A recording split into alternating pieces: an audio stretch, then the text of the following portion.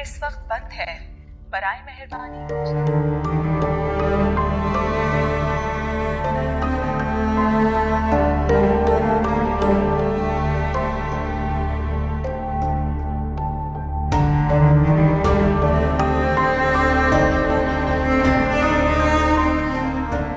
हवेली पर क्या मजे टूट पड़ी। अनीस ने जायदा का कत्ल कर दिया। वो लड़का जिससे वो शादी करना चाहती थी, उसे भी धोखे से मखदूमाबाद बुला के कत्ल कर दिया।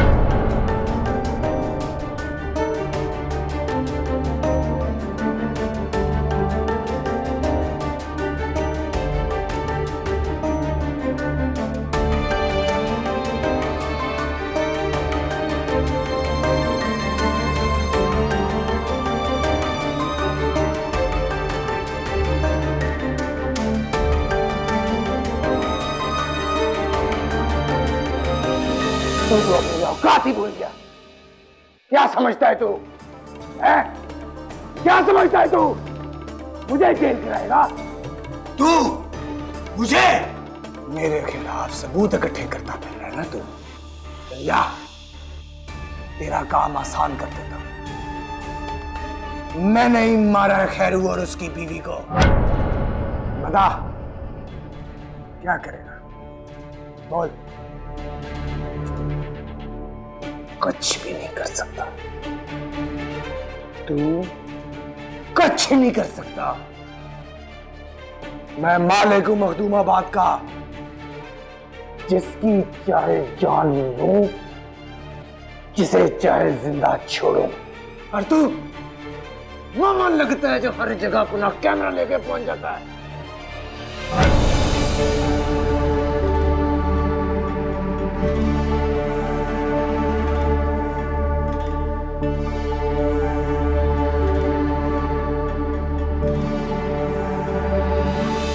मैंने आपको कहा था ना, आप इन बड़े लोगों का कुछ नहीं बिगाड़ सकते। जिसे आप जेल भिजवाने का सोच रहे थे, अब वो असेंबली का इलेक्शन लड़ेगा, फिर वजीर बनेगा।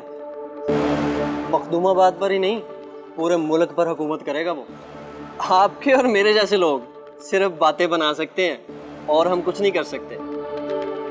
एक बात और रिपोर्टर बाबू, आप ट्रेन की पटरी पर होने वाले 4 कत्लों को रो रहे हैं। यहाँ तो दरिया से मिलने वाली 12 लाशों का सुराग ना लग सका अभी तक। आप हैं भोले बादशाह, मेरी बात माने ना, छोटे साईं से ना हाथ मिला लें, हो सकता है वो आपकी जान बख्शी कर दें। ये जो लड़ाई है ना रिपोर्टर बाबू, अपने बराबर वाले लोगों से ही लड़नी चाहिए। इस बात पे सोचिएगा जरा।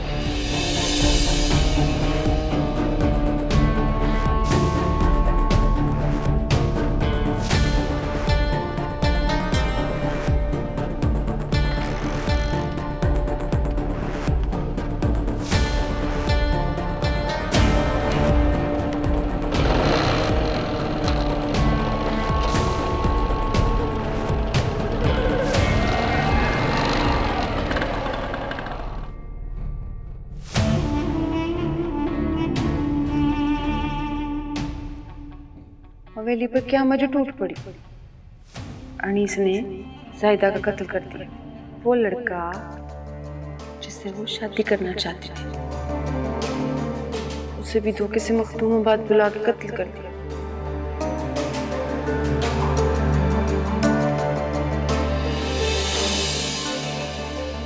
अस्सलाम वालेकुम दोस्तों। आज बहुत दिनों बाद वीडियो बनाना चाहता हूं, मगर अफसोस की बात यह है कि हमेशा की तरह आज भी मेरे पास कुछ अच्छा नहीं जो मैं आपको बता सकूं। आप सबने कुछ दिन पहले मखदूम दाऊद की बेटी जाहिदा की मौत की खबर तो सुनी होगी, मगर शायद आप में से बहुत सारे लोग ये नहीं जानते होंगे कि मरने से कुछ दिन पहले उसकी शादी मिनिस्टर भरवाना के बेटे से तय हुई थी। फिर ऐसा क्या हुआ कि वो लड़की जिसकी शादी एक दिन पहले तय हुई थी वो अचानक मर गई। और ऐसी क्या वजह थी कि उसे मरने के फौरन बाद ही खामोशी से दफना दिया गया? कौन सा ऐसा राज था जिसे जाहिदा के साथ उसकी कब्र में दफनाने की कोशिश की गई?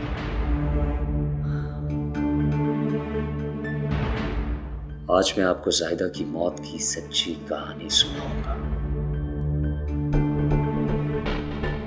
जी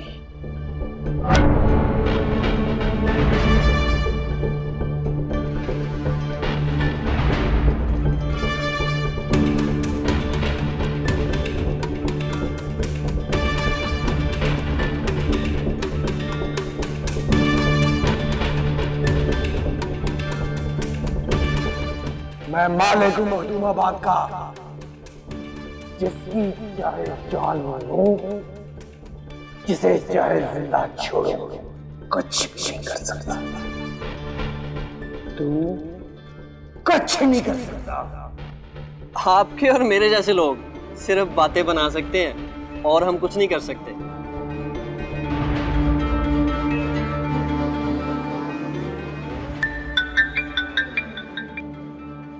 हेलो, मैं जफ़र बोल रहा हूँ। हाँ जफ़र बोलो। माजिद के बारे में कुछ पता चला तुम्हें? जी सर, उसके दोस्तों से मेरी बात हुई थी। उन्होंने बताया कि माजिद मखदूमाबाद जा रहा है। मखदूमाबाद? वो वहाँ क्यों चला गया? सर इतना तो मैं नहीं जानता, मगर सबको पता है कि मखदूम दाऊद की बेटी जाहिदा और माजिद एक दूसरे को पसंद करते हैं।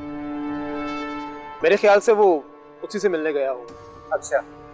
और हाँ सर, जब से वो वहाँ गया है उसका नंबर भी बंद आ रहा है और किसी से उसका राब्ता भी नहीं। सर मैं मखदूम दाऊद और उसके बेटे पीर अनीस को बहुत अच्छे से जानता हूँ। सर अगर वो मखदूमाबाद गया है तो वहाँ उसके लिए मुश्किल हो सकती है, यहाँ तक कि उसकी जान को खतरा भी हो सकता है। मेरे ख्याल से सर उसने वहाँ जाकर बहुत बड़ी गलती की। हाँ कहे तो तुम ठीक रहे हो। और हाँ सर, आपने शायद सुना हो कि कुछ दिनों पहले मखदूम दाऊद की बेटी जाहिदा का इंतकाल हो गया। सर आप मखदूमाबाद को नहीं जानते, वहाँ पर अगर कोई लड़का और लड़की को इकट्ठे देख ले तो उनके लिए खतरा बन जाता है। और सर जाहिदा तो मखदूम दाऊद की बेटी थी, और मखदूम दाऊद के घर की औरतों का नाम लेना तो जैसे वहाँ पर गुनाह हो। चलो तुम्हें इसके बारे में कोई और खबर मिलती है तो मुझे ज़रूर बताना। जी ठीक है सर।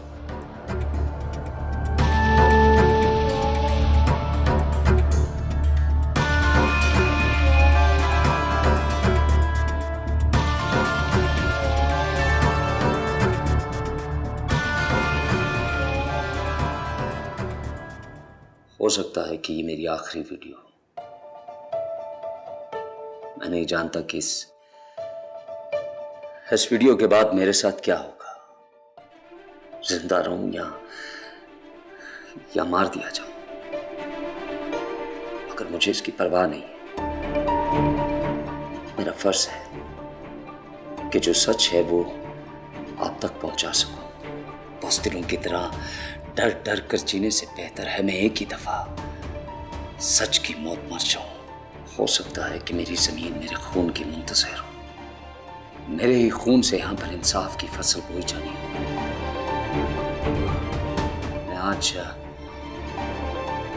मैं आज उन चेहरों से नकाब उतारना चाहता हूं जिनके जुल्म का शिकार मखदूमाबाद के आम लोग तो थे ही, मगर अब उनकी अपनी बहू, बेटियां और दूसरे घर के लोग भी इस जुल्म का शिकार होने लगे हैं। मेरा शक अब शक नहीं रहा, बल्कि मुझे यकीन हो गया है कि जाहिदा तबीयी मौत नहीं मरी, बल्कि उसे कत्ल किया गया है। और शायद माजिद को भी वहां बुलाकर मार दिया गया हो, वरना वो वहां जाने की गलती कभी ना करता। साजिद, तुम किसी भी तरह मखदूम दाऊद से मिलने का वक्त लो। मैं मिलना चाहती हूँ उनसे। ये क्या कह रही हैं आप? आप मखदूमाबाद जाएंगी उन लोगों से मिलने? आपको अंदाजा भी है कि वो कैसे लोग हैं, कितने ताकतवर हैं? हमारी लड़ाई हमेशा ताकतवर लोगों के साथ ही होती है। वो ही अपनी ताकत का फायदा उठाकर दूसरों की जिंदगी अजीरन कर लेते हैं। मगर मैडम, इस केस के लिए मीडिया के जरिए हम जो कर सकते हैं करेंगे, लेकिन हमें वहां जाकर उनसे लड़ाई करनी नहीं चाहिए। मैं जाके उनसे लड़ूंगी नहीं, मैं तो सिर्फ उनकी बेटी की वफात के लिए जाके अफसोस करूंगी उनसे। लोग आपको जानते हैं, इसका मतलब है आप वहां जाएंगी, कुछ भी कहेंगी, वो समझ जाएंगे। वो बेशक समझ जाए, लेकिन मुझे पता है कि कहीं ना कहीं उस लड़की की मौत की मुजरिम मैं भी हूँ। मैं इतनी आसानी से उस मासूम लड़की की मौत को फरामोश नहीं कर सकती। मैडम एक बार फिर सोच लें, जाहिदा को इंसाफ दिलाने के लिए हमारे पास और भी बहुत से रास्ते हैं।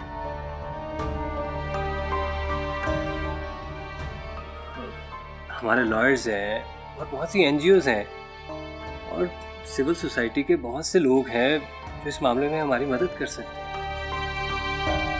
हमें इस वक्त ऐसा कोई कदम नहीं उठाना चाहिए जिससे हमारी मुश्किलात में इजाफा हो।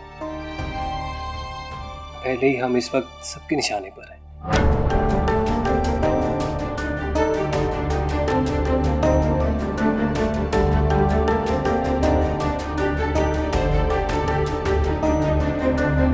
और वैसे भी जब तक अशर साहब पर हमला करने वाला पकड़ा नहीं जाता,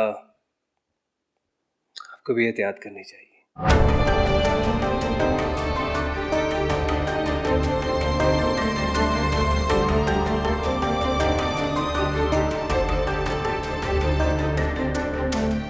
चलता हूँ।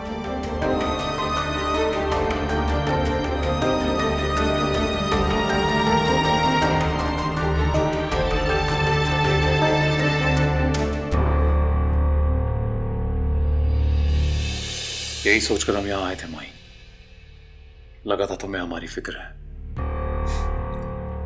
पर यह तो महज हमारी खुशफहमी निकली। एक बार फिर तुम हमें छोड़ के अपने काम पे चली गई, अपने काम को ही तरजीह दी। और तुम बार बार ये करती हो ना, तो लगता है जैसे तुम जता रही हो हमें कि तुम्हारे लिए ज्यादा अहमियत हमेशा तुम्हारे काम की ही रहेगी। अशर प्लीज, आप अभी मत जाएं। अभी भी आपको खतरा है, इस तरह जाना ठीक नहीं है। हमारे लिए इतना फिक्रमंद होने की जरूरत नहीं है। कुछ नहीं होगा, हमें अपने दुश्मन को पहचान चुके हैं।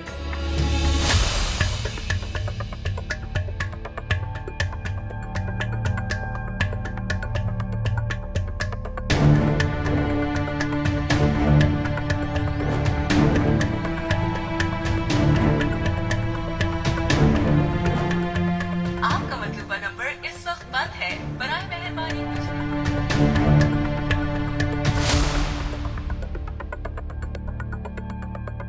हेलो। अस्सलाम वालेकुम बेगम साहिबा, कैसी हैं आप? जी वालेकुम अस्सलाम गुलाब चाचा, मैं ठीक हूँ। अशर कहाँ है? वो फार्म हाउस पे ही है ना? अशर साहब जी जी फार्म हाउस पर ही हैं, बल्कि वो तो शाम को ही आ गए थे। मैं बहुत देर से कॉल कर रही हूँ, उनका नंबर ऑफ जा रहा है। मेरी बात कराएं जरा उनसे। बात वो मैं किसी काम से बाहर आया हूँ, वापस जाकर आपकी बात कराता हूँ। गुलाब चाचा सच सच बताएं, अशर फार्म हाउस पे हैं या नहीं? जी बेगम साहिबा, मैंने कभी आपसे झूठ बोला है? वो फार्म हाउस पे ही हैं। फिर आप मेरी उनसे बात क्यों नहीं करा रहे? आप परेशान ना हो, मैं चंद कदमों के फासले पर हूँ, बस घर पहुँच के आपकी बात कराता हूँ। ठीक है, मैं वेट कर रही हूँ। जी ठीक है।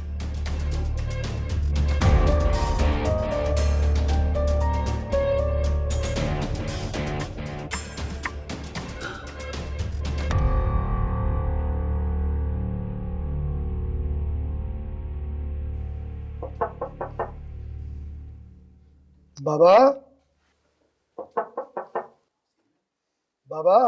अरे क्या हो गया गुलाब चाचा? ऐसा क्या हो गया कि आप रोक नहीं पा रहे? बाबा एक बहुत जरूरी बात करनी थी आपसे। जानते हैं ना, किसी ने जान से मारने की कोशिश की थी, गोली लगी थी, दर्द में रहते हैं, और आप हैं कि बाबा बात ही कुछ ऐसी है कि अरे बोलिए। वो बेगम साहिबा का फोन आया है, वो आपसे बात करना चाहती हैं।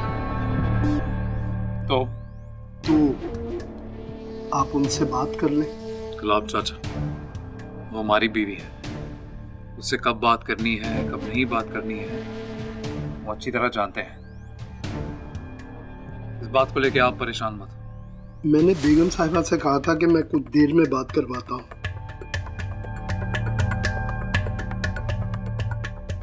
आप जाइए यहाँ से। अरे क्या देख रहे हैं, जाइए। ठीक है मैं चला जाऊँ।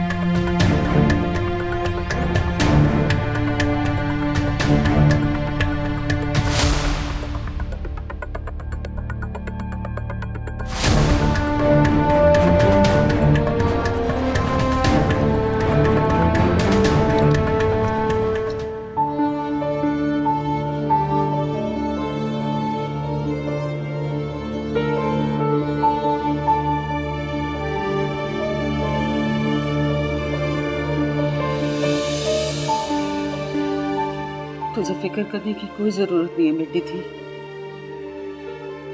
तेरे साथ कोई जोर जबरदस्ती नहीं कर सकता। जब तक मैं जिंदा हूं ना, तुझे घबराने की कोई जरूरत नहीं है।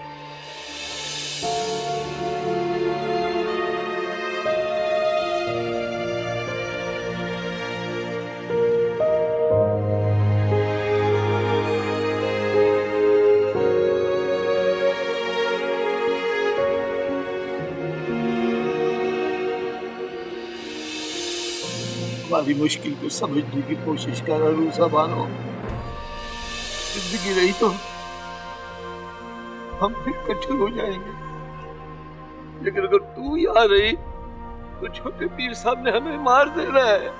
चली जा, चली जा। और फिर शहर में से कभी तो है ना, इससे मिलने आएगा। तू फिक्र न कर, पर तेरा इस वक्त जाना बहुत जरूरी है। देख मैं तेरे हाथ जोड़ता हूँ, चली जा मेरा बच्चा। नहीं जाना अम्मा, मैं नहीं जाऊंगी। चाचा ठीक कह रहा है बानो, यहाँ रहे तो तुम सबकी जान को खतरा है। मैं वादा कर, हालात जैसे बेहतर होंगे मैं खुद तुम्हें लेकर आऊंगा, मगर अभी यहाँ से चल।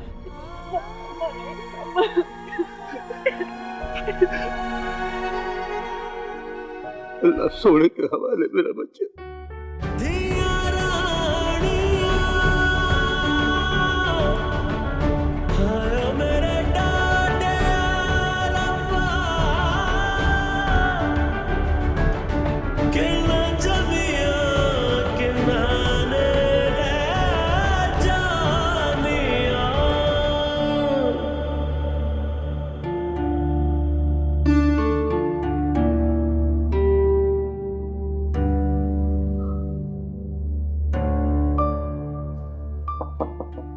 आ जाओ। रूसा, इतनी रात हो गई है, तुम अभी तक नहीं सोई? मैं सोने की कोशिश कर रही थी, मेरे को नींद नहीं आई। मेरे को पता था कि आप जाग रही होगी। अच्छा, आ जाओ, बैठो। आओ।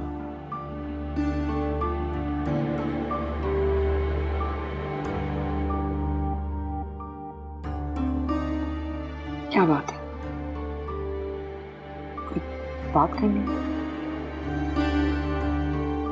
दिल में अगर कोई बात रह जाती है ना,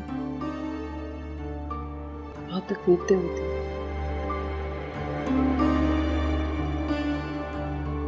जो भी कहना है कह दो, बिला झिझक।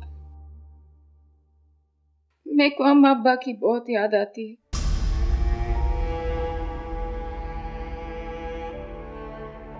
मेरे को ऐसा लगता है कि मैं उनसे नहीं मिल पाऊंगी। रूसा, अगर उनसे मिलवाना मेरे बस में होता तो मैं 1 मिनट भी ना लगाती, लेकिन मैं क्या करूं, तुम्हारी तरह मैं भी बेबस हूं। मेरे को पता है आपके बस में होता तो आप मुझे मिलवा देती।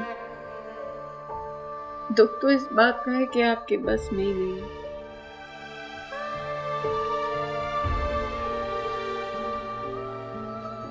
रूसा, तुम एक बहुत बहादुर माँ की बेटी हो। ऐसी माँ जो किसी वडेरे के दबाव में आकर तुम्हारी उससे शादी नहीं करा दी, बल्कि तुम्हें अपने से दूर कर दिया और उसके सामने एक दीवार बनकर खड़ी हो गई। इतनी बहादुर तो शायद मैं भी नहीं हूँ। मेरी भी एक बेटी है ना। मैं जानती हूँ कि एक माँ के लिए अपने बेटी को अपने से दूर करना कितना मुश्किल होता है।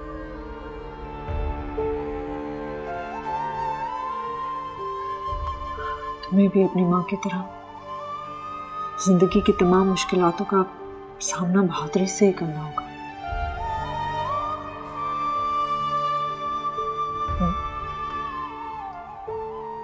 एक को बस एक बार पता करके बता दे कि मेरे अम्मा अब्बा ठीक तो हैं ना। हाँ, वो ठीक है, ठीक है। शुक्रिया। जाओ जाके दूध पी लो, तुम्हें नींद आ जाएगी।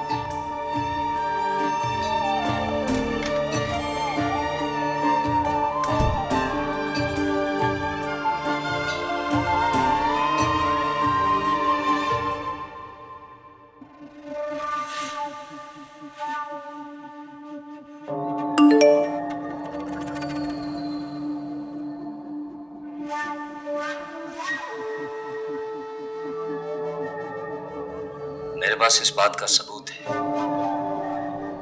मखदूम दाऊद की बेटी जाहिदा की मौत किसी बीमारी से नहीं, बल्कि उसे पीर अनीस ने अपनी पिस्तौल के फायर से कत्ल किया है। उस जालिम शख्स ने अपनी बहन के सर पर गोली मारी, जिससे उसकी मौत मौके पर ही हो गई। और ये सारा वाकया मखदूम दाऊद के सामने उसकी अपनी हवेली पर ही। मैं नहीं जानता कि जाहिदा को इंसाफ मिलेगा या नहीं। ये कत्ल भी ट्रेन की पटरियों पर होने वाले दूसरे कत्लों की तरह मखदूम दाऊद के असर रसूख के नीचे दब जाएगा।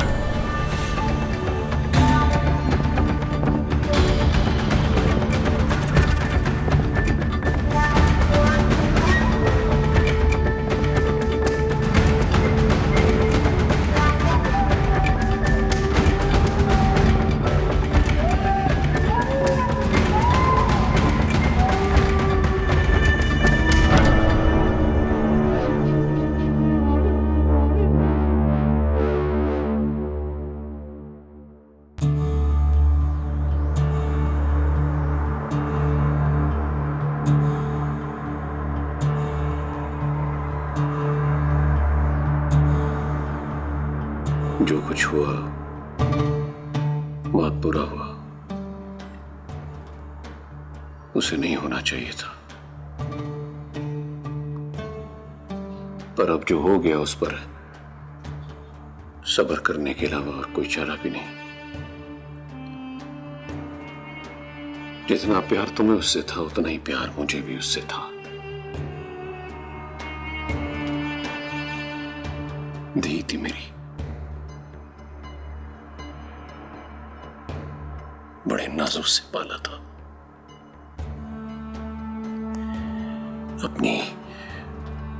अपनी गोद में खिलाया, उसकी हर जायज नाजायज ख्वाहिश को पूरा किया मैंने। ना चाहते हुए भी यूनिवर्सिटी भेजा उसे पढ़ने के लिए, पर बदले में उसने क्या किया?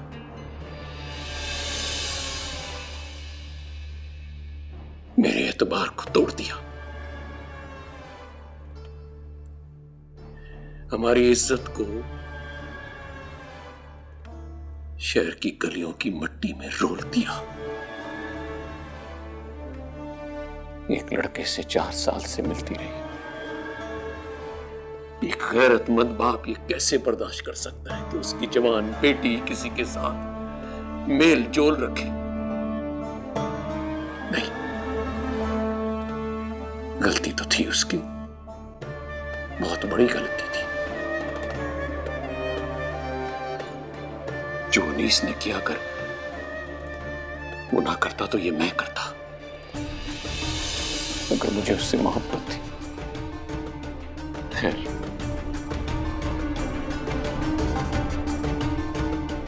अब क्या फायदा? जो होना था वो तो हो गया।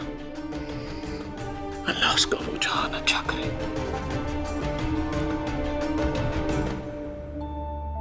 जमीला, जो कुछ कल हवेली के अंदर हुआ, इसकी भनक बाहर वाली दुनिया में नहीं जानी चाहिए, क्योंकि इसका डायरेक्ट असर पीर अनीस की शोहरत पे पड़ सकता है, इलेक्शन पे पड़ सकता है, उसकी गद्दी पे पड़ सकता है। मैंने जो ख्वाब पीर अनीस के लिए देखे हैं वो चकनाचूर हो सकते हैं, और मैं ऐसा होने नहीं दूंगा। जो हुआ सो हुआ। अब तुमने ज़ायदा की मां बनकर नहीं बल्कि पीर अनीस की मां बनकर बाकी की जिंदगी गुजारनी है।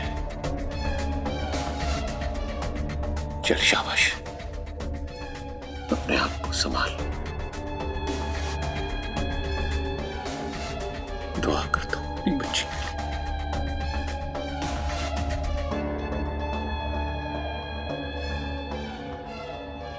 आमीन। अल्लाह तुझे सब्र दे। अल्लाह अकबर।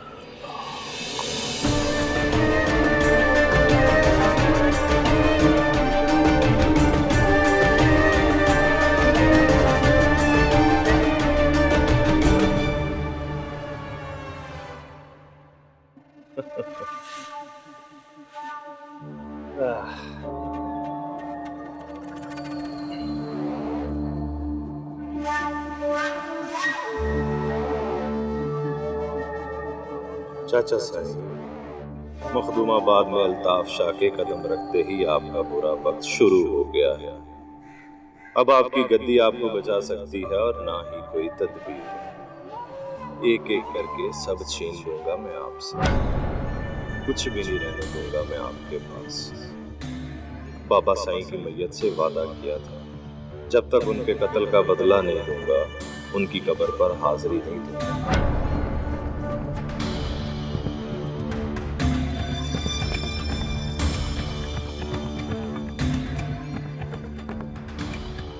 अभी एक वीडियो भेजी है मैंने तुम्हें। सूरज गुरूब होने से पहले पहले ये वीडियो फकीर से लेकर वजीर तक हर बंदे के फोन में होनी चाहिए।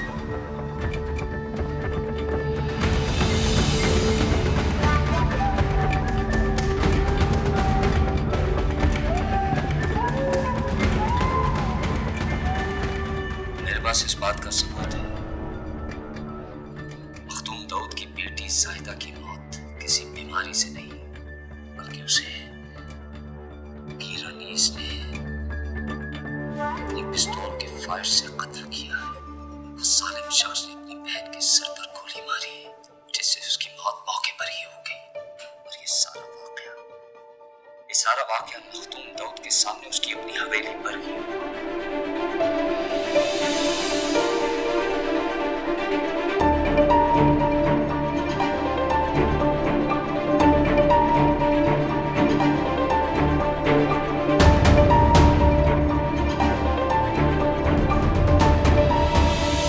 जब ये खबर ब्रेक होगी कि पीर साहब और भरवाना में रिश्तेदारी हो गई है, तो बड़े बड़े ईवानों में भौचाल आ जाएगा। बड़ी बड़ी सियासी शख्सियात और उनकी कुर्सियां खतरे में पड़ जाएंगी। आप जानते हैं अच्छी तरह कि मखदूमाबाद और उसकी सीट मेरे बड़े भाई पीर शफकत की वजह से अपने हाथ से निकल गई, वरना यहाँ तो मैं बगैर मुकाबला ही जीत जाता। किसी की जरूरत नहीं होती थी कि वो हमारे सामने खड़ा हो। इन्हीं खानदानी झगड़ों की वजह से हम पिछले 2 इलेक्शन लड़े नहीं। भाई जी, इस बार मैं ऐसा नहीं चाहता। इस बार चाहता हूं कि सीट हमारे पास रहे। मेरे लिए नहीं, मेरे बेटे के लिए।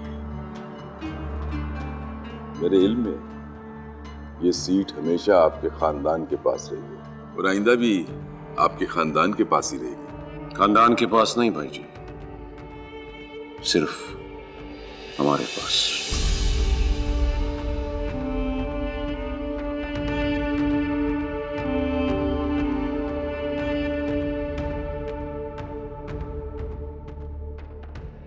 पीर साहब, ये तो आपके बड़े भाई पीर शफकत शाह का बेटा अल्ताफ लगता है। क्या बात, तुम्हें देखकर तो पीर शफकत शाह साहब याद आ गए।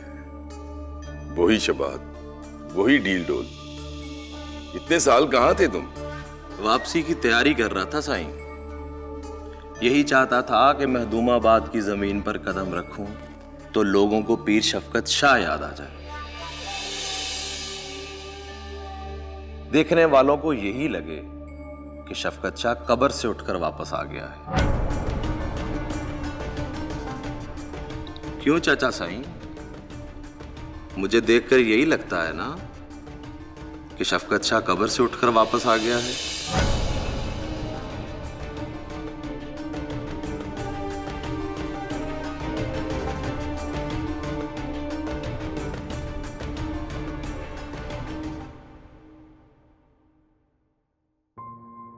माही, अशर का फोन आया? दिया, मैंने बहुत बार फ़ोन करने की कोशिश की है, उनका फ़ोन ही ऑफ है। मुझे तो लगता है कि मुझसे बात नहीं करना चाहते। माही, इस बार भी गलती तुम्हारी है। वो यहाँ आया हुआ था, अगर तुम उसको पूरा वक्त देती तो यहाँ से ना जाता, और वो भी इस हाल में। भैया, मैंने कोशिश की थी, अब मेरी भी कुछ मजबूरी है, और आप तो अशर को जानती है, उनका मिजाज ऐसा है कि अपनी मर्जी के खिलाफ एक चीज़ भी बर्दाश्त नहीं कर पाते।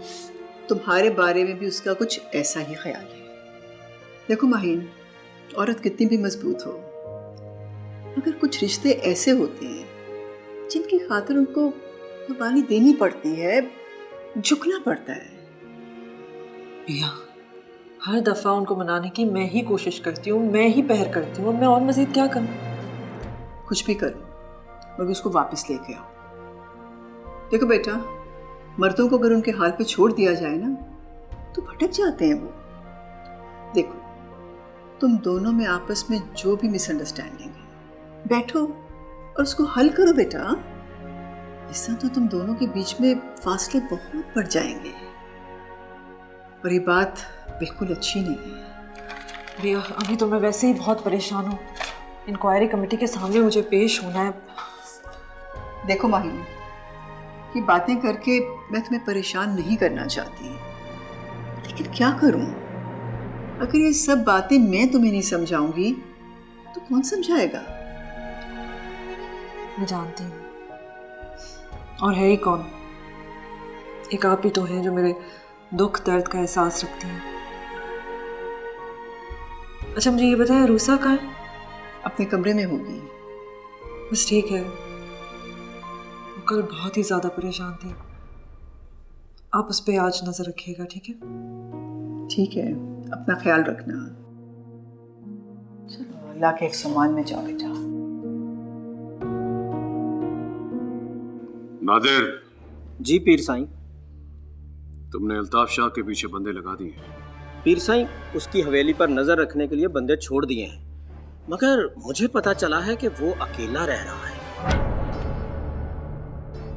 और उसकी हवेली पर कोई और खादम भी नहीं है। इसका मतलब तो ये हुआ कि वो किसी बड़ी गेम के बारे में सोच रहा है। बंदा साथ इसलिए नहीं रखा था कि उसके मंसूबों का किसी को पता ना चल सके।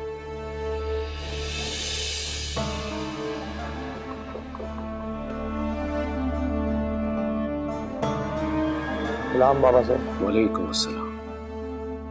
रुको, कहाँ जा रहे हो तुम? वो शहर से कुछ दोस्त आए, उन्हें मिलने जा रहा हूँ। किसी से मिलने की कोई जरूरत नहीं, तुम हवेली के अंदर रहोगे, यही तुम्हारे लिए बेहतर है।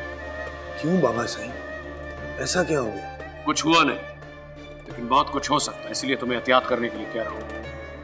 देखो देखो बेटा, अल्ताफ शाह मखदूमाबाद में वापस आ गया है। मुझे उसके तेवर कुछ ठीक नहीं लग रहे। जब तक मैं उसके इरादों को भांप न लूं, तब तक तुम्हारे लिए बेहतर है कि तुम हवेली के अंदर ही रहो।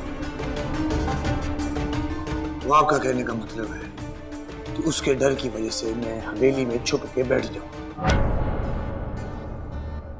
बाबा सही, अगर यही बात है तो मुझे चूड़ियां भी ला दे, वो भी पहन लेता हूं।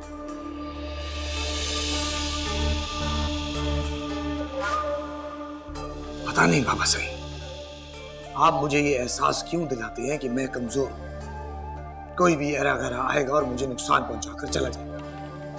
आप बेफिक्र रहिए, वो जब भी मेरे सामने आएगा जिंदा नहीं जाएगा। ये मेरा वादा है आपसे।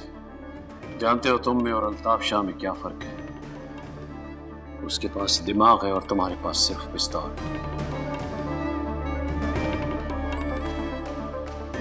पिस्तौल जो बाजार में चंद रुपयों में मिल जाती है, लेकिन दिमाग किसी बाजार से नहीं मिलता। उसी पिस्तौल से उसके दिमाग में सुराख ना कर दिया तो पीर अनीस मेरा नाम नहीं। अनीस, अनीस, कैसे रोकूं इसे? अपना नुकसान करना चाह रहा है, बेवकूफ। या अल्लाह खैर।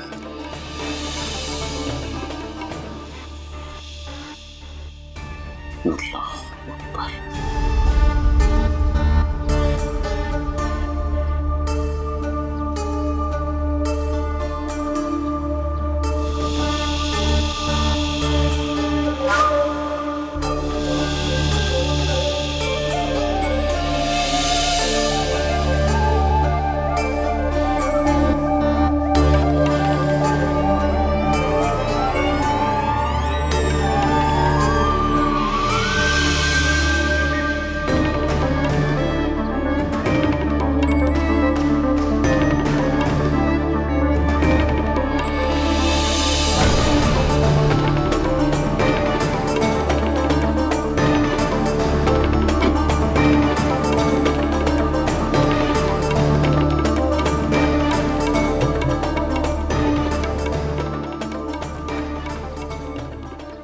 कैसा है मेरा भाई? अच्छा हुआ तुमसे मुलाकात हो गई। बहुत सालों से अपने बचपन के यार को गले लगाने के लिए तड़प रहा था मैं। तुम्हें सीने से लगाकर ठंड पड़ गई है मुझे। जब बचपन की यारी का इतना ख्याल होता तो आते साथ सबसे पहले तू मुझे मिलता, लेकिन तूने तो मुझे बताया ही नहीं। इतनी खामोशी से मखदूमाबाद वापस आने का क्या मकसद है? बता, आखिर क्या खेल खेल रहा था? बचपन से जो भी खेल खेला है तुम्हारे साथ ही खेला, और अब भी जब खेल खेलूंगा तो तुम्हारे साथ ही खेलूंगा। परेशान मत हो मेरे भाई, बहुत जल्द तुम्हें पता चल जाएगा कि मैं क्या खेल खेल रहा हूँ। अगर इतनी बातें याद हैं तो ये भी याद हो, हर खेल में जीत हमेशा मेरी होती थी। जीत तुम्हारी नहीं होती थी अनीस, मैं ही हमेशा अपने छोटे भाई से हार जाया करता था। मैं कल हवेली गया था चाचा सही से मिलने, सोचा तुमसे मुलाकात हो जाएगी वहां पर, मगर तुम वहां थे ही नहीं। खैर अब मैं वापस आ गया, अब मुलाकातों का सिलसिला जारी रहेगा। मुलाकात होगी जरूर, लेकिन अभी मैं जरा जल्दी में। लेकिन मैं जल्दी में नहीं, तुम अपने काम खत्म कर लो, फिर तसल्ली से पढ़ते हैं।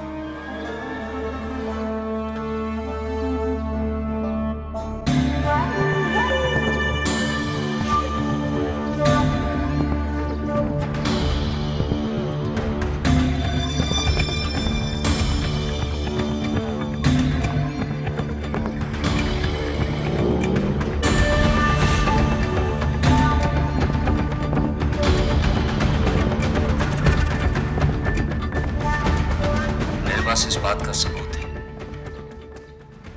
मखदूम दाऊद की बेटी जाहिदा की मौत किसी बीमारी से नहीं, बल्कि उसे पीर अनीस ने अपनी पिस्तौल के फायर से कत्ल किया है। उस जालिम शख्स ने अपनी बहन के सर पर गोली मारी, जिससे उसकी मौत मौके पर ही हो गई। और ये सारा वाकया मखदूम दाऊद के सामने उसकी अपनी हवेली पर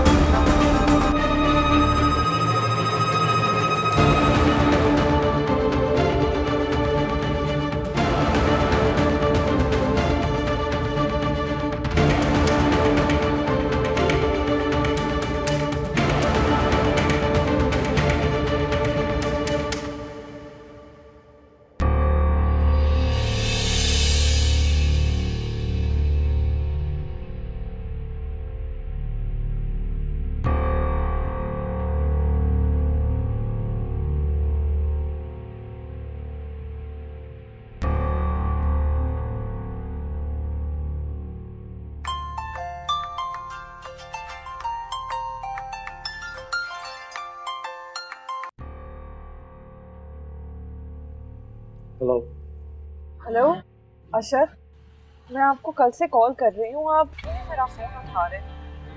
मुझसे फोन पे ही बात कर लिया करें। बताओ क्या बात करनी है? आप इस उखड़े अंदाज से क्यों बात कर रहे हैं? आपको अंदाजा भी है कि मैं कितनी परेशान हूँ? हमारे लिए परेशान हो तो क्या हुआ? एनजीओ बहाल हो गई तुम्हारी? वो जिस लड़की को इंसाफ दिलाना था तुमने, जिसका मर्डर हो गया था, उसका कातिल गिरफ्तार करवा लिया तुमने। यही है तुम्हारी परेशानी। हमारे लिए कहाँ परेशान होती हो तुम? हर मौके पे तंज करना जरूरी होता है क्या अशर? कोई मौका तो जाने दिया करें। आपको कोई अंदाजा नहीं है कि मैं कितनी परेशान हूँ। मुझे इतना डर लगता है, जिस इंसान ने आप पे पहले हमला किया अगर वो वापस आ गया तो पता नहीं मैं क्या करूंगी।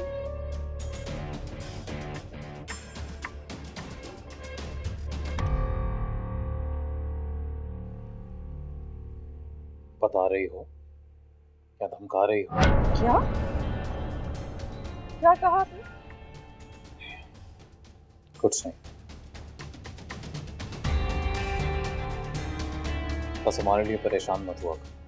कैसे परेशान ना हूँ अशर? जब से आप गए हैं आपकी बेटी मुझसे तरह तरह के सवाल करती है। क्यों अपनी बेटी के सामने मुझे मुजरिम बनाकर पेश कर रहे हैं? अच्छा बॉस, अब इतना मजलूम बनने की जरूरत नहीं, क्योंकि इतनी मजलूम हो नहीं तो लगता है। हेलो हेलो अशर,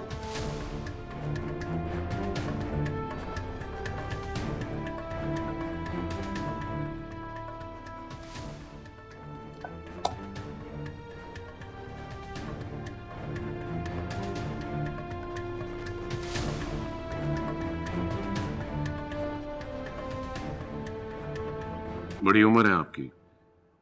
मैं अभी आप ही को कॉल करने के बारे में सोच रहा था। लगता है पीर साहब आपने अभी वीडियो देखी नहीं है, जो इतने इत्मीनान से बात कर रहे हैं आप। किस वीडियो के बारे में बात कर रहे हैं? पीर साहब, मैं तो आपको बहुत पहुंचा हुआ पीर समझता था, लेकिन आपको तो अपने घर की खबर नहीं है। जो बात सारे जमाने तक पहुंच गई है, आप उससे कैसे बेखबर हैं? ये क्या कह रहे हैं आप? पीर दाऊद इस लहजे में बात सुनने का आदी नहीं है। मेरी इस गुस्ताखी को माफ कर दीजिएगा पीर साहब, क्योंकि अभी आपको ऐसी और बहुत सी बातें सुननी पड़नी है जिसकी आप आदी नहीं है। आप तो पीर हैं, हो सकता है अकीदत में आपसे लोग इस तरह के सवालात ना करें, लेकिन मेरी हैसियत तो और है। हम सियासतदान हैं, हमें देखकर तो गूंगे भी बोलने लगते हैं।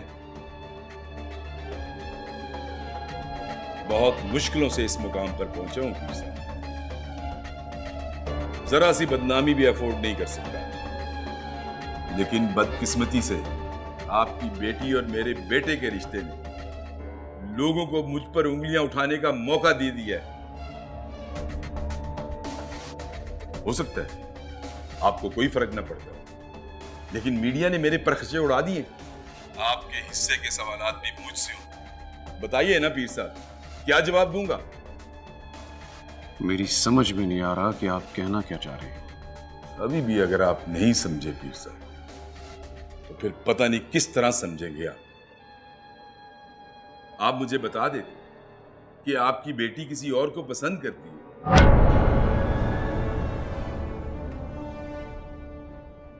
तब भी पीर साहब मैं रिश्ते से इनकार ना करता। हम मिल बैठे इस मसले का हल निकालें।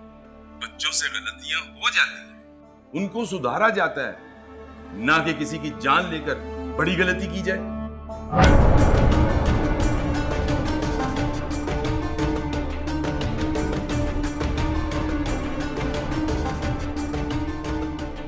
आप जानते हैं अच्छी तरह कि मखदूमाबाद और उसकी सीट मेरे बड़े भाई पीर शफकत की वजह से अपने हाथ से निकल गई, वरना यहां तो मैं बगैर मुकाबला ही जीत जाता। किसी की जरूरत नहीं होती थी कि वो हमारे सामने खड़ा हो।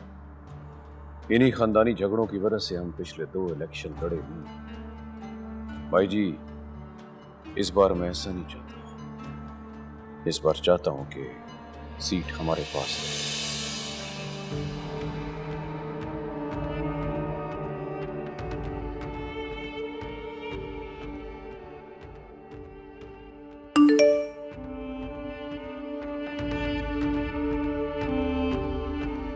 मेरे पास इस बात का सबूत है। मखदूम दाऊद की बेटी जाहिदा की मौत किसी बीमारी से नहीं, बल्कि उसे पीर अनीस ने अपनी पिस्तौल के फायर से कत्ल किया है। इस जालिम शख्स ने अपनी बहन के सर पर गोली मारी, जिससे उसकी मौत मौके पर ही हो गई। ये सारा वाकया मखदूम दाऊद के सामने उसकी अपनी हवेली पर ही हुआ।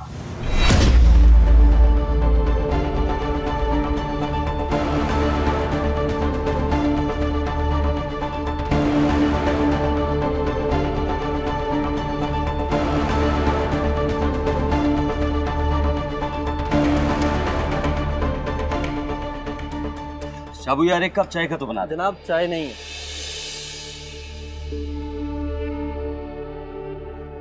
चाय नहीं है? ये रखी तो हुई। जनाब ये चाय आपके लिए नहीं है, आप कहीं और जाके चाय पी लें। मगर क्यों? मेरे लिए नहीं है तो फिर किसके लिए? माफ कर दें, मैं गरीब आदमी हूँ, मैं आपको यहाँ बिठाकर चाय नहीं पिला सकता। आप मेहरबानी फरमाकर यहाँ से चले जाएं।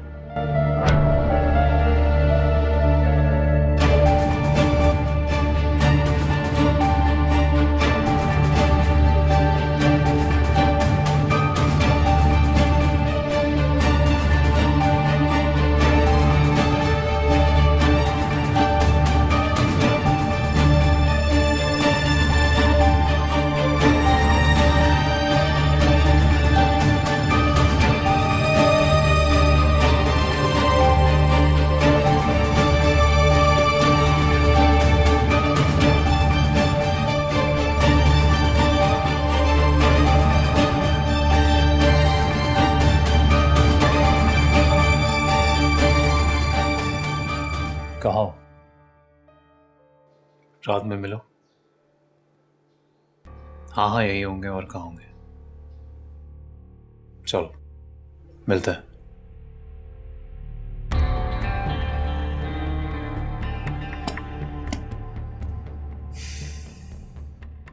मैंने आपसे पहले भी कहा था, मुझे उस रिपोर्टर का किस्सा खत्म करने दें, मगर नहीं। आपको तो उसे जिंदा रख के उसके हाथों से मेरे गले में फंदा डलवाना था। अब खुश हैं आप?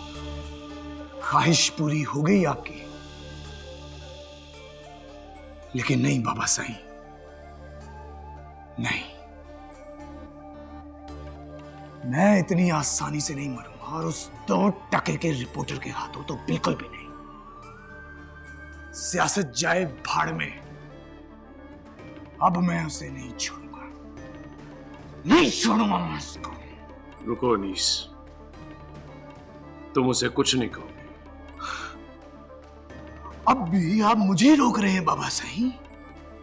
उस 2 टके के रिपोर्टर को जिंदा रख के कौन सा तमगा हासिल करना चाहते हैं आप? पहले ही तुम्हारी बेवकूफियों की वजह से आज हमें ये दिन देखने पड़ रहे। वरना मखदूमाबाद तो क्या पूरे मुल्क में किसी की जुर्रत नहीं जो हमारे खानदान की औरतों की इस तरह बाजारी जुबान में नाम इस्तेमाल करे।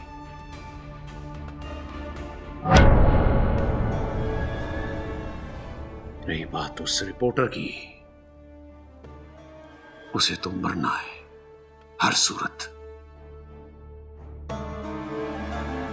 मगर उसे मारने से पहले अपने उस दुश्मन का पता लगाना है जिसने घर की खबर दी।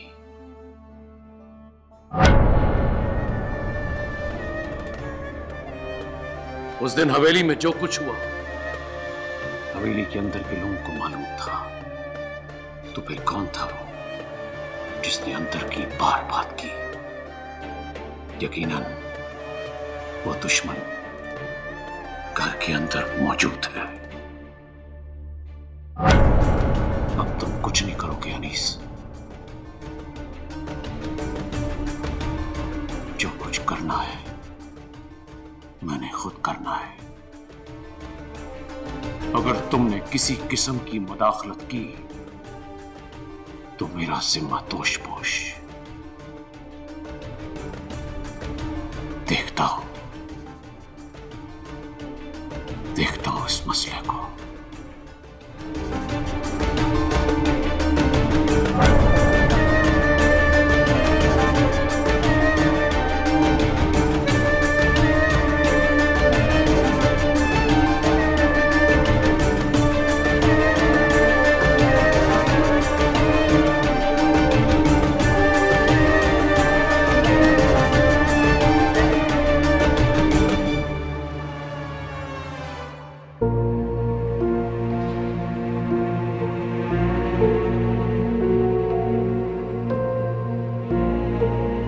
कुछ करना पड़ेगा तुझे बेनजीर।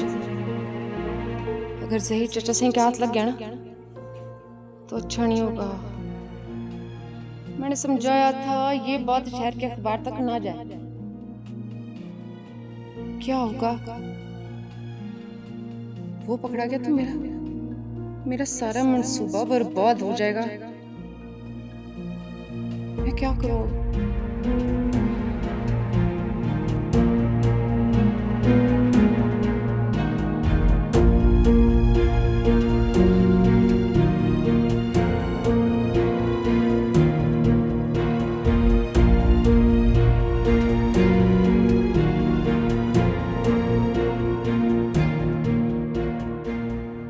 स्टेप शाबाश।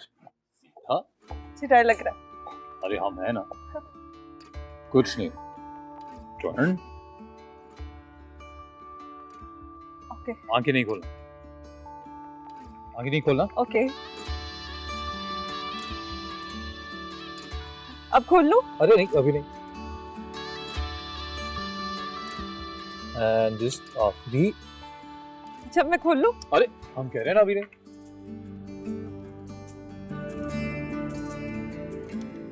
अब खोल सकती हो।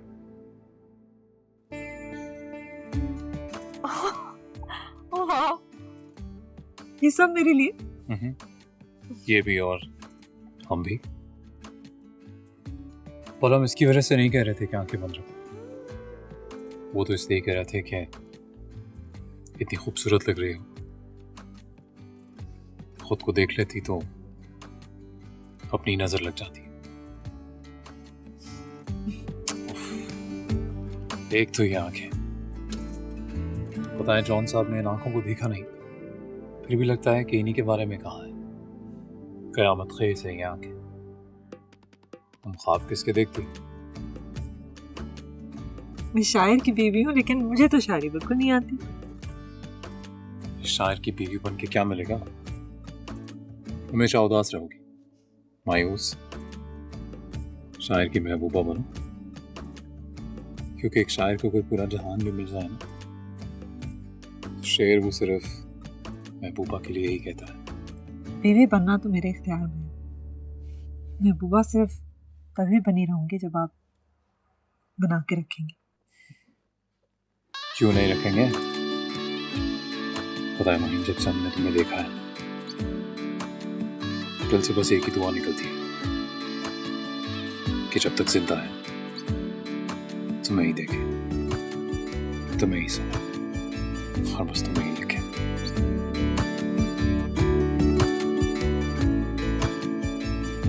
अरे ये बेचारा अकेला नाराज हो जाता है।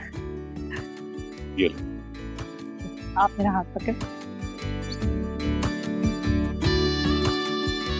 Happy anniversary to you. Thank you. खुशियों के बाद अब आप दाग ये दिल के धुल जाएंगे। हमसे जो बिछड़े अपने पर आए, भूल के रास्ता मिल जाएंगे। तपती रहती जैसा सावन, बरसे मोरे देश है सखी रे, लागी है दिल को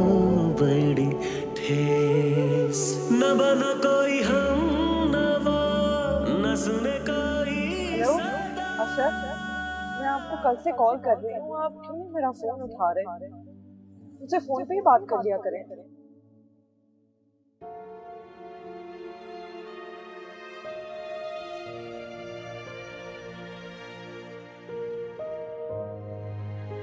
बताओ क्या बात करनी है? आप इस उखड़े अंदाज से क्यों बात कर रहे हैं? आपको अंदाजा भी है कि मैं कितनी परेशान हूँ? हर मौके पे तंज करना जरूरी होता है क्या? कोई मौका तो जाने दिया करें।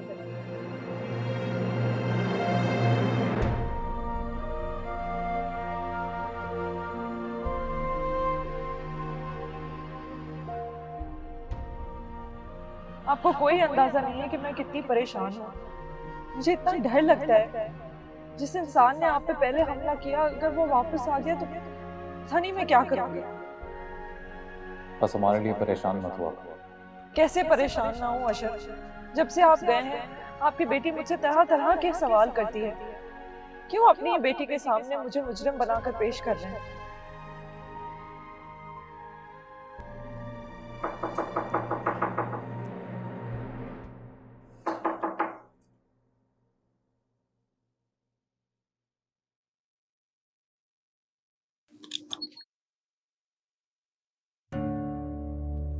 हाय, मैं यहाँ से गुजर रहा था, सोचा आपको देख लूं।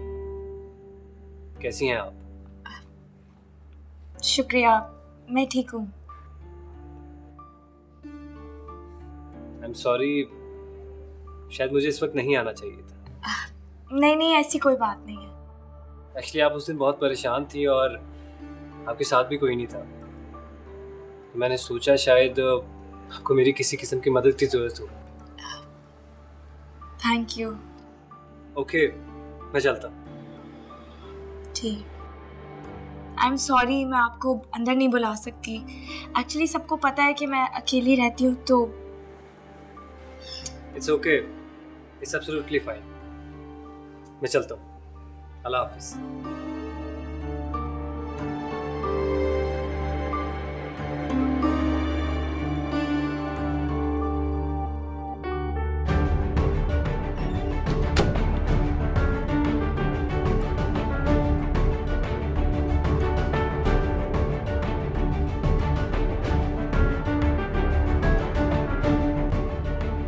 भाई कब तक इस तरह गोशा नशीनी इख्तियार किए रहोगे?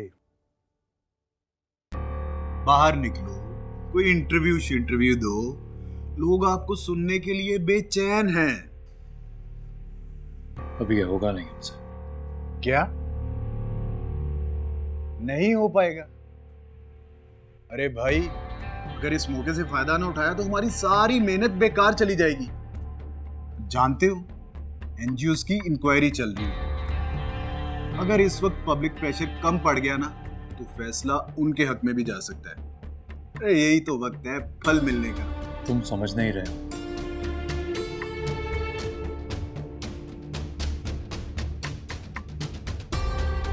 जब तक हमें ये नहीं पता चल जाता कि हम पे गोली चलाने वाला कौन था, तब तक कुछ और नहीं सोच सकते।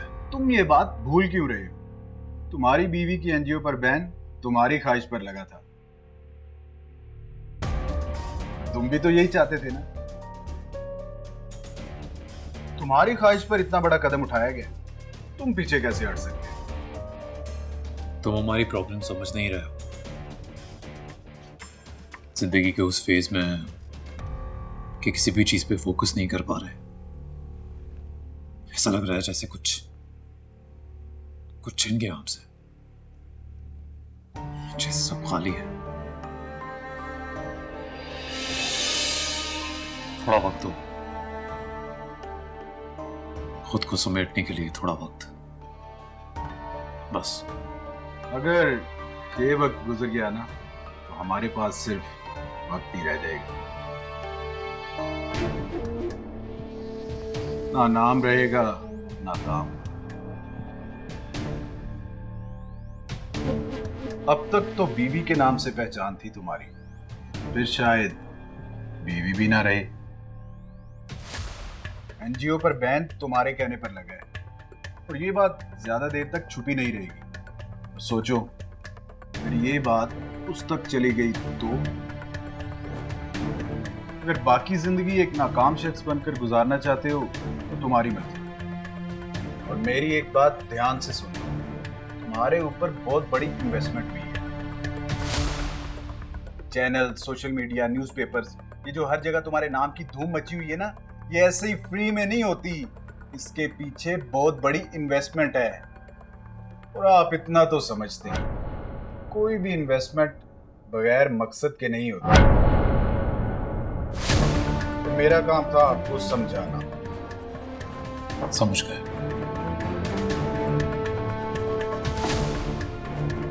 मैं अब चलता हूं, आप सोच लें।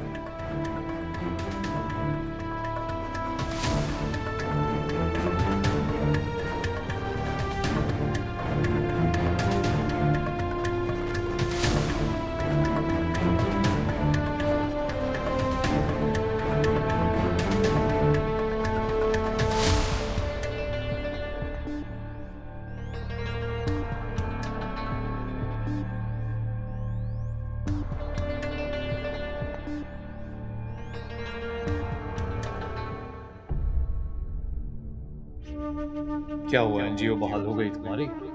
वो जिस लड़की को इंसाफ दिलाना था तुमने, जिसका मर्डर हो गया था, उसका कातिल गिरफ्तार करवा लिया तुमने? यही है तुम्हारी परेशानियां। ये लो माहीन, गरम गरम कॉफी। Thank you.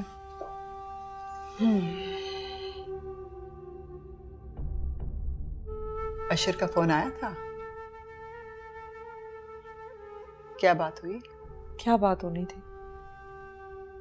मुझे तो समझ नहीं आता वो मुझसे इतने बदगुमान क्यों है। कि अजनबियत मुझसे बर्दाश्त नहीं होती है बिया। तो माहीन, तुम्हें चाहिए कि उसकी बदगुमानी दूर करने की कोशिश करो। कैसे कैसे दूर करूं? वो मेरी कोई बात समझने की कोशिश ही नहीं करते। हम जब भी बात करते हैं हमारे फासले और बढ़ जाते हैं। हमारा रिश्ता इस पॉइंट पे आ गया है कि मिलना तो दूर की बात है, मैं तो उनको कॉल करने से पहले 100 बार सोचती हूँ। क्या मियाँ बीवी का रिश्ता ऐसा होता है? मुझे तकलीफ देने का कोई मौका वो हाथ से नहीं जाने देती। मैं तो अब इस रिश्ते से ही मायूस होती जा रही हूँ। मुझे लगता है कि वो कोई जवाब ढूंढ रहे कि हमारा ये रिश्ता ही खत्म हो जाए। माहीन, तुम जानती हो कि क्या चाहता है? भैया, हम दोनों ने जब शादी की थी हम ऐसे नहीं थे। हम एक दूसरे को समझते थे, एक दूसरे की प्रायोरिटीज को जानते थे। हम एक दूसरे पे अपनी मर्जी नहीं मुसल्लत करते थे। जब मैंने शादी की थी उस वक्त भी मेरे यही एम्स थे और उनको पता थे ये बात। मुझे लगता है कि बस अब वो वक्त आ गया कि हमें अपने रिश्ते को लेकर कोई ना कोई फैसला कर लेना चाहिए।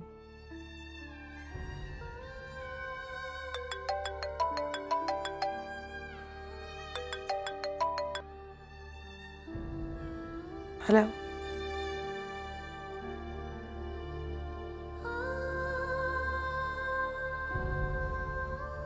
हेलो, हाँ जफर बोलो। Hello sir. सर, आपने जहीर रिपोर्टर की वीडियो देखी? नहीं, क्या है उसमें? सर, मैं आपको उसकी वीडियो भेजता हूँ। आई होप आपको आपके सारे सवालों का जवाब मिल जाएगा। चलो ठीक है, तुम मुझे भेजो, मैं वीडियो देख के तुम्हें कॉल बैक करता हूँ। जी ठीक है सर।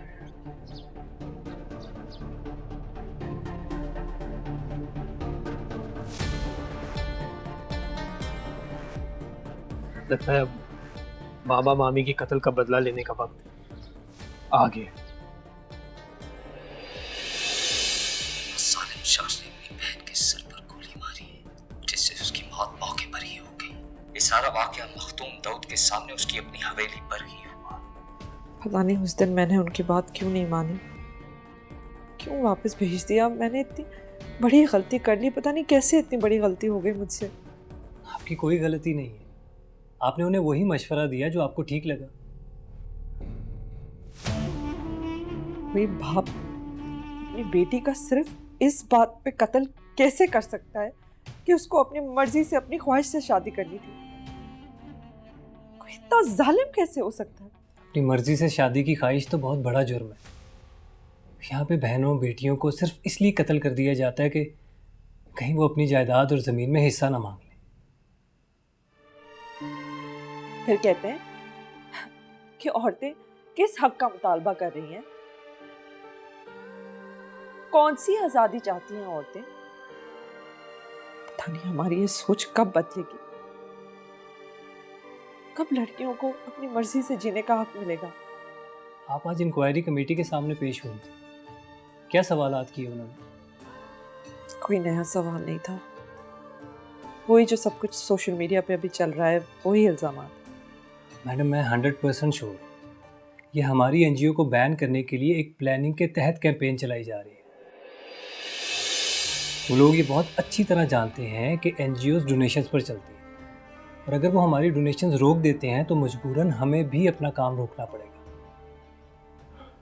आप माने या ना माने, ये हमारे खिलाफ साजिश की जा रही है। मैं अभी इसके बारे में बिल्कुल भी नहीं सोच रही साजिद। वो हमारी फंडिंग रोककर हमें शिकस्त नहीं दे सकते। अगर फंडिंग नहीं भी होगी तो मैं एक रोड पे खड़े होकर औरतों के हुकूक की ही बात करूंगी। हमारी शिकस्त सिर्फ तब होगी जब हमारी उम्मीद खत्म हो जाएगी।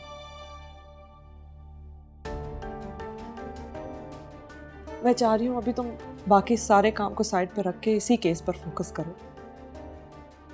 हमें माजिद और जाहिदा के कातलों को पकड़ना है किसी भी हाल में।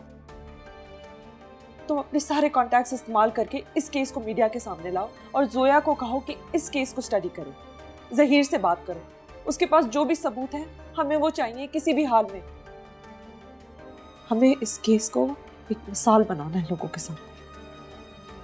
ठीक है, मैं इस पे आज से काम शुरू करता हूँ। मैं चलता हूँ।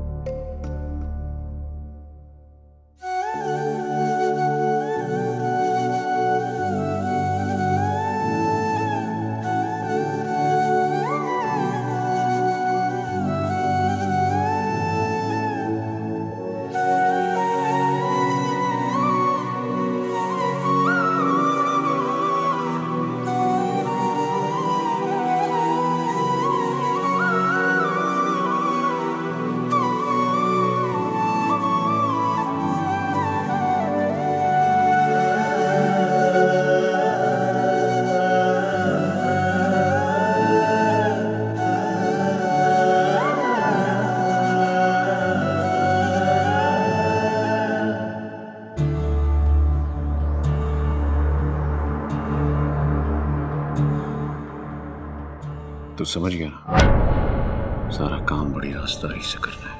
चल जा।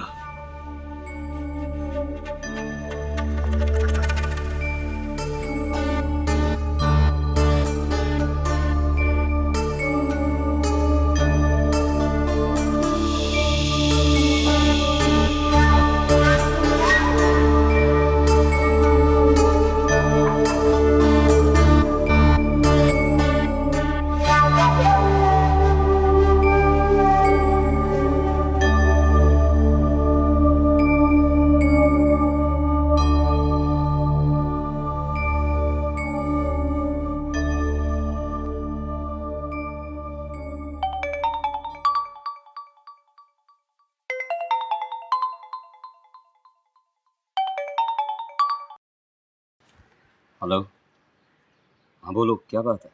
ज़हीर, जितनी जल्दी हो सके ना मखदूमाबाद कह दो तो बाहर निकल जाओ। चाचा सही के आदमी तुम तक पहुंचते ही होंगे। यहाँ से कहीं दूर चले जाओ। बुज़दिल नहीं हूँ जो ऐसे लड़ाई दरमियान में छोड़कर पहुंचो। अब जो होगा देखा जाएगा। मैं यहाँ मखदूमाबाद में रहकर ही लड़ाई लड़ूंगा। लड़ाई तो तब लड़ोगे ना अगर जिंदा बचोगे। तुम समझ क्यों नहीं रहे हो? तुम किसी नाई मोची से लड़ाई नहीं लड़े हो। मखदूम दाऊद से लड़ाई लड़ने के लिए तुम्हें जोर से नहीं होश से काम लेना पड़ेगा। बात बहुत बढ़ गई है ज़हीर। तुम्हारी वीडियो ने मखदूम दाऊद के सारे मंसूबे मलियामेट कर दिए। इस वक्त वो गुस्से में कुछ भी कर सकता है। मेरी बात मानो ज़हीर, तुम यहाँ से कहीं दूर चले जाओ। अगर तुम उनके हाथ लग गए तो सब खत्म हो जाएगा, ना तुम बचोगे और ना ही मैं, और हमारे साथ ये लड़ाई भी खत्म हो जाएगी। तुम्हें डरने की जरूरत नहीं है। मेरी खाल भी उखाड़ देंगे तब भी तुम्हारा नाम नहीं लूंगा। और अगर मेरी मौत मखदूम दाऊद के हाथों लिखी तो मैं मरने के लिए तैयार हूं, मगर मैं मखदूमाबाद छोड़कर कहीं नहीं जाऊंगा। मरने से मैं भी नहीं डरती हूँ ज़हीर, लेकिन मैं अपने बाप के कत्ल का इंतकाम लेने से पहले मरना नहीं चाहती। अगर तुम अपने बाप की मौत का बदला लेना चाहती हो तो फिर यही वक्त है। अगर मैं मखदूमाबाद से चला गया तो फिर वापस नहीं आ पाऊंगा। यही वक्त है, वरना मखदूम दाऊद पहले से भी ज्यादा मजबूत हो जाएगा। अब आर या पार फैसला भी होगा।